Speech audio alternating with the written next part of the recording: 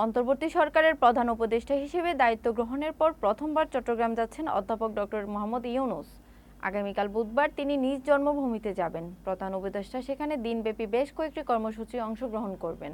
প্রধান উপদেষ্টার উপপ্রেস সচিব আবুল কালাম আজাদ মজুমদার জানান, মোহাম্মদ ইউনূস আগামীকাল চট্টগ্রাম সফরে গিয়ে সেখানে নির্ধারিত বেশ কয়েকটি কর্মসূচিতে অংশগ্রহণ নেবেন। এর মধ্যে চট্টগ্রাম বিশ্ববিদ্যালয়ে পঞ্চম সমাবর্তন প্রধান অতিথি হিসেবে যোগদান করবেন তিনি। পাশাপাশি তার পৈতৃক বাড়ি আটহাজারী উপজেলার শিকারপুর ইউনিয়নের বাথুয়া গ্রামও পরিদর্শন করবেন। এছাড়াও প্রধান উপদেষ্টা চট্টগ্রাম পৌঁছার পর বন্দর পরিদর্শন করবেন এবং বন্দরের অভ্যন্তরে NCT-5 প্রাঙ্গণের একটি সভায় অংশ নেবেন। এরপর তিনি বন্দর ও জাহাজ চলাচল খাতের ঊর্ধ্বতন কর্মকর্তা, বন্দর ব্যবহারকারী বিভিন্ন সংগঠনের প্রতিনিধি ও বাণিজ্য সংস্থার নেতাদের সঙ্গে মতবিনিময় করবেন। সেখান থেকে যাবেন চট্টগ্রাম সার্কিট হাউসে। সেখানে কর্ণফুলী নদীর উপর কালুঘাট সেতুর ভিত্তিপ্রস্তর উন্মোচন করবেন।